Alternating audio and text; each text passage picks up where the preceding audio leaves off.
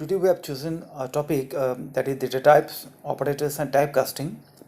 And if you check it properly, for any type of programming languages, whenever there statistical data or any type of analysis or expressions, normally expressions are being dealt with the values and the operators.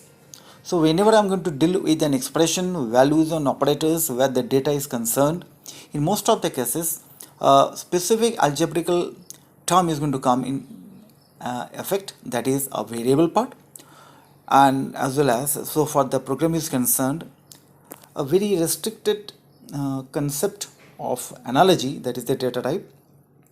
And today we have chosen this because whenever you start any type of programming, especially whenever data is being dealt with, variable, data types, how to use the operators, and typecasting, these are going to come into play very effectively. So let's start. Now whenever I'm going to deal with a data type, there is a concept of value and a variable, because whenever I'm going to deal with the data type is basically concerned with a value which is supposed to be put in a container called variable. And just to understand the concept, so let's check the diagram. Now if you check it properly, I'm just pointing to a container. You can automatically find it out, it's a container normally. And whenever you want to have a content, you can find it out that a value goes into a container.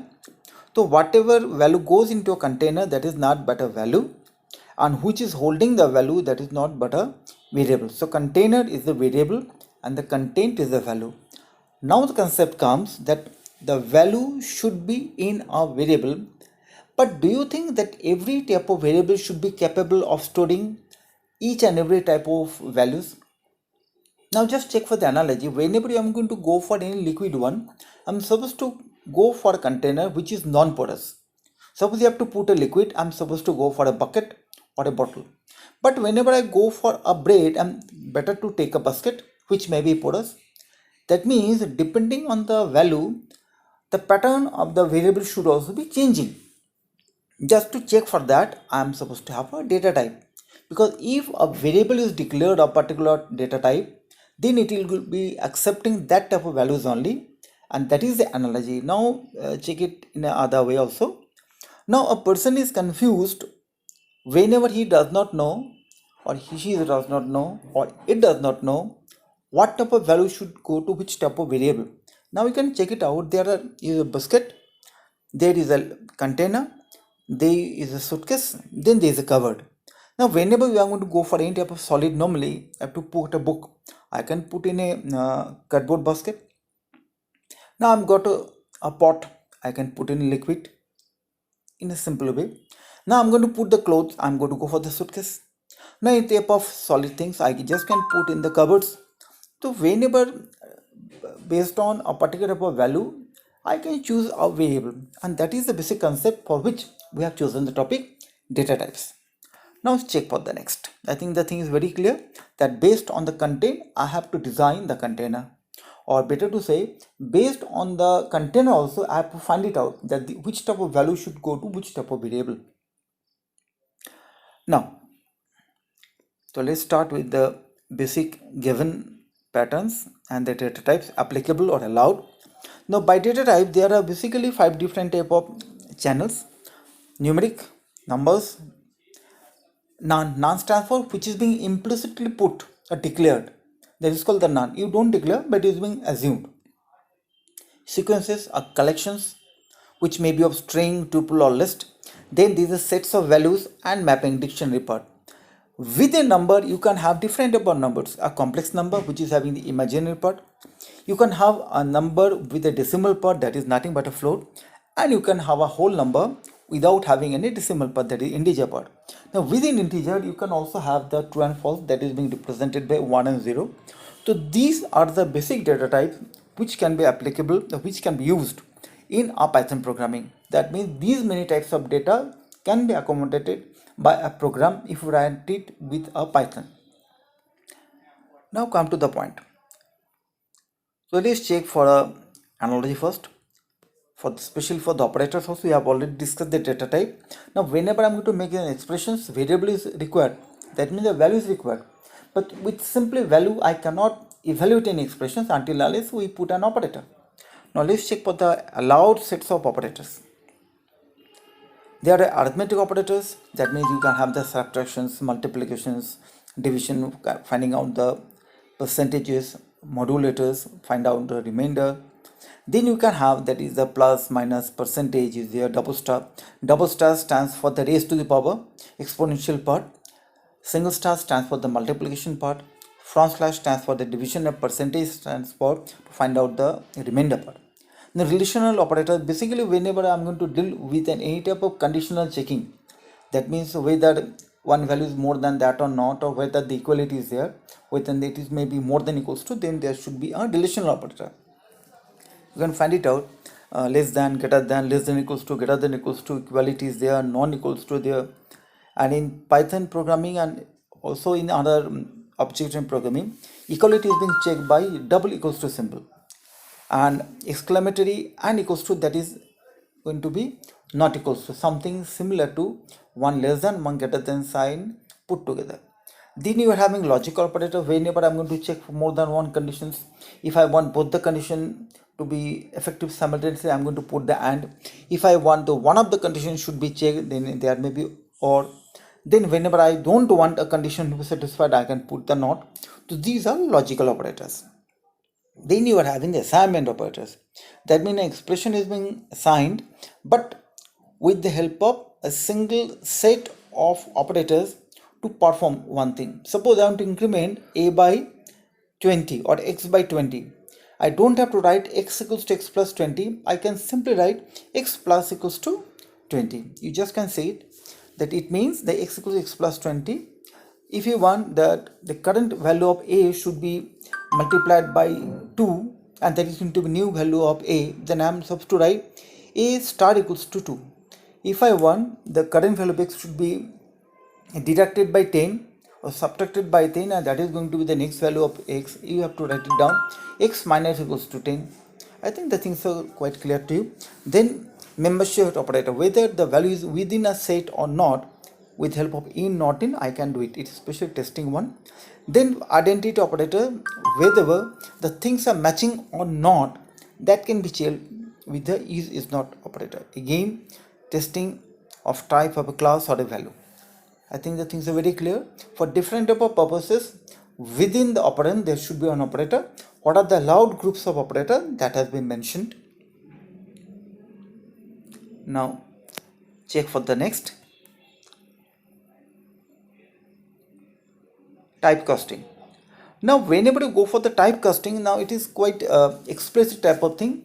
I think we have already understood that whenever you apply any, you or use any value with a variable, that is called the none. You have just gone through it. That none is also a type of data type, normally implicitly put that whenever you do not specifically or dedicatedly mention any data type for a variable, that is being accepted whatever format they are in. But if you want to categorically convert a particular data into a specific type, then you have to do it explicitly, and it is being done by typecasting. I think the things are very clear. In Python, a variable is going to take or accommodate that particular value. In that way, it is being assigned, and the variable will be as per the value. But if you want a variable should be converted into such thing and then assigned, we should call it typecasting. Now let's check for it. Now if you go for it, you can find it out. It's a program cell programming. A equals to 20, that means a is a numeric variable holding an integer value. B equals to 30.5. Now 30.5 is a float with a decimal part. So B is right now a float type of variable. Now it is implicitly defined automatically. So if you want to find it out the type of A, you can find it out. It has recommended, or it has got it also. The class is int. That means which type the variable belongs to is nothing but a class again, object-oriented programming. That means 20 is a value, and the type of variable that is being defined, that is int. Then type of B, since this is accommodated a float type of value, so it becomes a float. This is called implicit declaration and assignment. That means Based on the value assigned, the variable belongs to that type.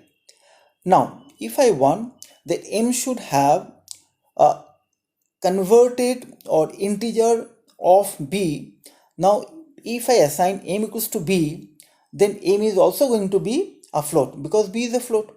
But if I want that m should have just converted to typecasting of b, then I have to write int. That is the keyword you have to put, that m equals to int b. That means please convert or please take the integer part of b, and that is being assigned.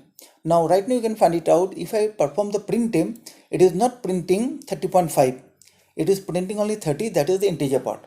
I think it is very clear that I am extracting the integer part or converting or typecasting it. So whenever I typecast any variable, it is just going to take the integer part of that, and that is being assigned. That means out of 30.5, 30 has been assigned to him and has been printed. Now you can also find it out type of an int. So it is not only showing the integer value, but it also belongs to, or it becomes integer. I have written p equals to float a. Now the value of a is 20. It's a total integer. You can find it out in line number 4 from the top, that class int is the type of a. But when I have mentioned or when I've done it, p equals to float a, that means I'm taking or converting it into a float. Then I assign to p. Whatever has been mentioned on the right hand side of equals to sign, that is being done first. So a is being converted into a float part, then it is being assigned to p. Now whenever 20 is being converted into float, it is going to become 20.0, and automatically that has happened. Now if I have written type p, since it is accommodating a float, so it becomes a float. And whenever I write it down print p, that is going to show not 20, but it is going to have 20.0. So whenever I convert or typecast a variable, the variable becomes of depth type, and it is also showing the value. So p and a are same, but a is showing 20 and p is showing 20.0. I think things are very clear. So based on the requirement, we have to do it. Now come to the next part. I think these 2 points, the typecasting you have already seen.